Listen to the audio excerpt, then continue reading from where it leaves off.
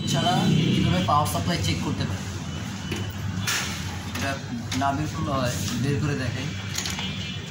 এটা হচ্ছে power supply, এটা হচ্ছে ATX cord, ATX check power cord connector. তো আমরা ফার্স্টে এসি কর্ড লাগে। হ্যাঁ, ফার্স্টে এসি কর্ডটা কানেক্ট করে নিব পাওয়ার সাপ্লাইয়ের সাথে। কানেক্ট করে নিলাম ভালোভাবে। তারপর এসি প্লাগ এটা কানেক্ট করে নেব, লাইনটা দিয়ে নিলাম। এখন এক টুকরো তার নিলাম, যেটার সংযোগ আছে, এক টুকরো তার নিলাম।